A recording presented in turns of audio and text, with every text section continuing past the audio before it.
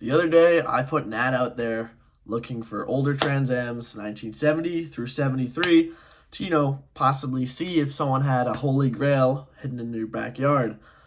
Fortunately for me, some guy contacted me. He said he had a 71 Trans Am 4-speed car. I didn't know if it was numbers matching or not, so I got a little more detail about the car. The car is a 1971 Trans Am, 4-speed, numbers matching engine and transmission, and it gets better, guys. No rust whatsoever. I guess the car was going to be done up 20 years ago, and he just kind of put it in a storage container and let it sit. I got a little condensation, which ruined a couple of years of work for him, but that's not a big deal because it's rust-free still. All the mechanical work was done. It's numbers matching. It just needs a paint job, interior, and assembly. I'm pretty excited. One thing that's pretty bad. I'm in college right now, as you can tell, in my dorm room. And I'm in Maine, guys. The car is in Washington State. And not only is it in Washington State, it is in the dead corner of Washington State. Probably the furthest drive I could possibly get. And I don't have any supplies at all. I don't have a trailer. I don't have a tow hitch. I have nothing. So I'm about to go to Harbor Freight right now and Home Depot and pick up some tow straps. And we're going to head out Friday. Today is Wednesday. I'm renting a trailer from U-Haul. Probably not the best idea, but it's all I got, and it's dead winter. We just got a snowstorm of 24 inches up here. And I guess the roads aren't too bad right now. I'm pretty sure I can head out Friday. But this is going to be an insane journey. And the car is definitely worth it. Just to let you guys know, for a price point, $25,000 for a numbers matching, rust-free 71 4-speed Trans Am. Go find that deal anywhere else, because I guarantee you're not going to find that. Only Ty can find that. That's why you should subscribe, because Ty Tiger's got the best automotive content possible, even though this is my first video. But I'm going to head to Home Depot right now, get a couple things, so I'm not completely screwed when I buy the car. Just to let you guys know, this is how much snow we got. My truck is pretty plowed in here. Look at this. This is my knee, guys. It's almost up to my knee. Kind of crazy. There's still so much snow on my car, but I really can't get it, so we're just gonna drive. After 4 hours, we did it. We got a winch, we got the connector to it, we got an air compressor, and we also got an impact. This is a lot of money, but I don't want to be stranded on the side of the road. I also bought a jack, but that's in the car, and I bought a ratchet set. But I'm gonna assemble the winch right now. Guys, I figured it out. It's like building Legos. It took me like probably an hour. I just gotta load it in my truck now. We should be good to go. I just want to, be prepared since it's 2 days away. So air compressor is next, and I'm gonna load it back in my truck. We just got the trailer. You really can't see it. Yeah, but it's back there. U-Haul's right there.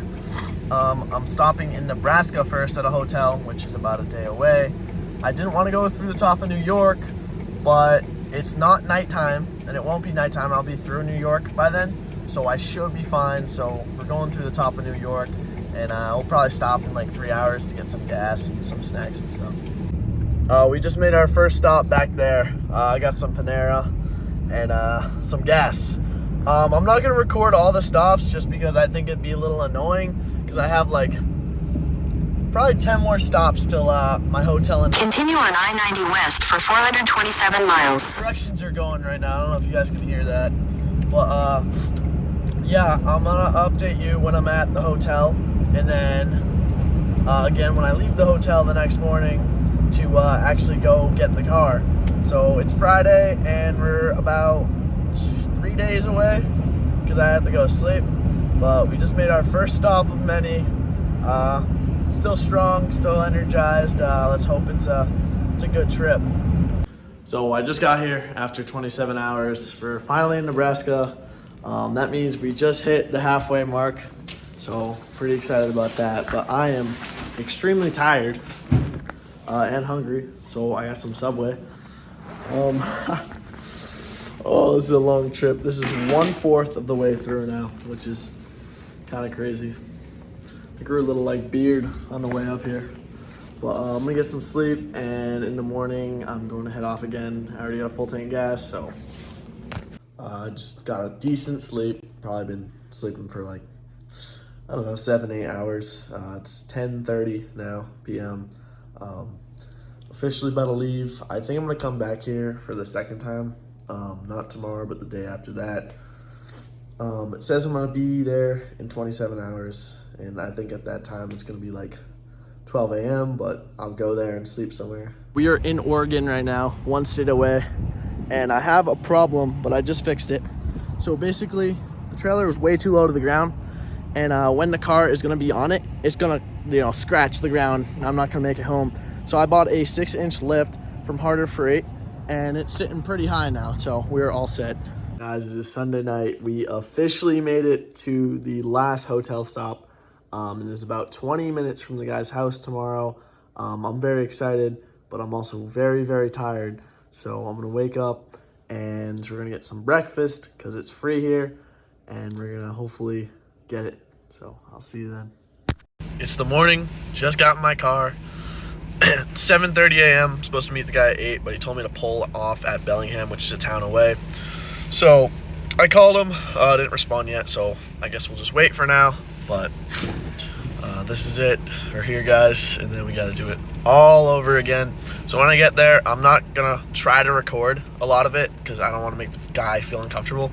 But when I get loaded up, I'll show you videos and everything, and then I got to get back to the other hotel in Nebraska and then go home again, so I can actually show you the car and kind of explain everything about it. There's so many parts, guys. Oh my god, look how cool this is. I gotta put the fenders back on.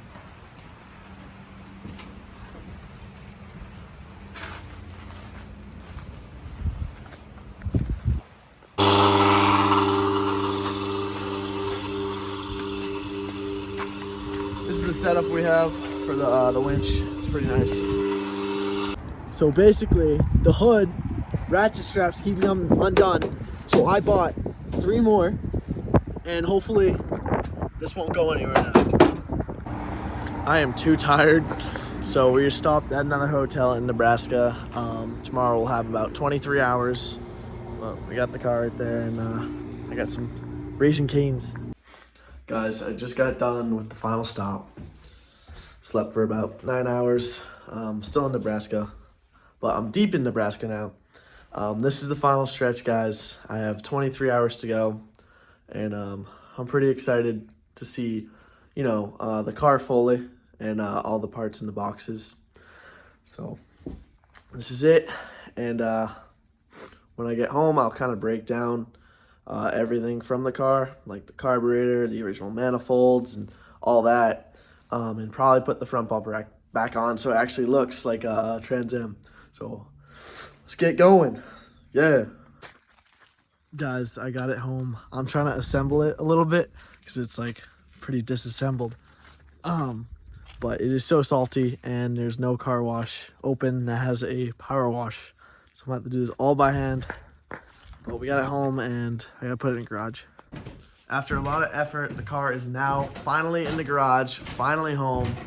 And I just want to go through this car and show you exactly what it is. It is actually really, really, really cool. So first things first, this car is basically rot-free. Obviously there's surface rust, but it is rot-free. Take a look at the body. The fenders are just hung on. I did not put them on. This is the front bumper. It's original paint, so it's really cool patina on that. Even has the original license plate from the second owner, which is really cool.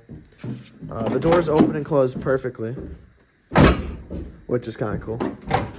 And then also, the dash on this car is absolutely perfect, guys. There's no cracks whatsoever. And then I tossed a bunch of parts in the passenger seat and the driver's seat. I took the seats with me because I'm going to redo those when I'm up in college. That's the gas tank. There's the rear bumper. There's water damaged door panels, which kind of suck.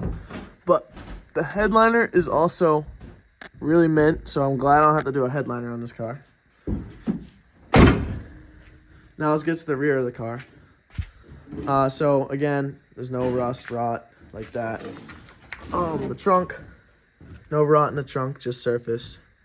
The tail lights are in here and some other parts. Here's another side of the car. And then here's this side. The transmission is in it. I have the linkage out because I'm going to do that over. Here is the original door sticker that says the original VIN, which I think is cool and not peeled off. Like that door. Guys, just take a look at this. Doors don't shut on these cars like that. Literally perfect. So in the engine bay, I'll take the hood off in a second. As you can see, it's all painted. The only thing that's not painted or done up is the manifolds, the intake, the carb, and the engine block. But the radiator support and everything else is painted for the car. Also, let's take a look under. And as you can see, it's all done up nicely. There's no exhaust in the car, but it is all done up and undercoated. Even the frame rails, all that, which is extremely nice. So that's good. I'm gonna lift the hood and show you guys under it. This is underneath the hood. It is all done up really nice. I still gotta put the hood latch and all that in. Like I said, the only thing really not done is the engine block, but it does have a rebuilt numbers matching engine in it, which is pretty nice. The fenders are hung on again, like I said. And here is the original data tag for anybody wondering, and the VIN number if you guys wanted that. And then all the windows are pretty nice on this car. You know, there's nothing that's cracked or anything like that. It is really nice, honestly. What I really have to do is kind of just assemble the car, paint it, get it running and driving. But aside that, this thing is really nice. I'm going to give a quick history on the car in a second. I just want to show a little more angles of this car in the garage. But 71 Trans Am, guys. Absolute grail of a car.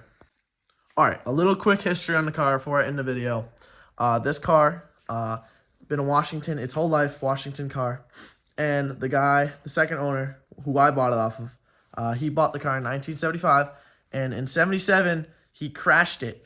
He hit the rear of the car into under a semi-truck somehow. I don't know how he did that. And it sat in a storage container up till early 2000s. In the early 2000s, the guy did stuff like, you know, the suspension. He got it ready for paint. He did the engine bay up nice. He rebuilt the engine. And he kind of just let the car sit. He put it back in the storage container after stripping it of the fenders, the hood, the front bumper, the fender flares, the interior, etc. He stripped it and he left it. And when I put a post out there looking for, you know, a 70 through 73 Trans Am, he reached out to me saying, you know, he bought the car in 1975. He half did it over and he just wants to get rid of it. So that is how I got this car for $25,000. Numbers matching, rust-free, very, very original car. There's really nothing missing on this car besides the original rims, but I will end up sourcing those. The original KR rims, I think the date code is December 27th of 1970, so I got to source those, but I think I found some.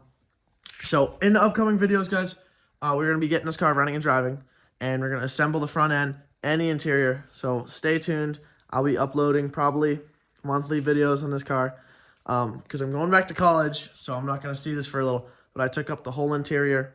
I took up the intake, the manifolds, the carburetor, and a couple other things that I'm going to be doing over while I'm in college. So, guys, make sure to subscribe, please, to follow the journey on this 71 Trans Am and some other projects I have coming up. And I appreciate you guys watching. It was a really, really big adventure, but at the end of the day, it was worth it. And to find a car like this in this condition is just incredible. So, goodbye, guys.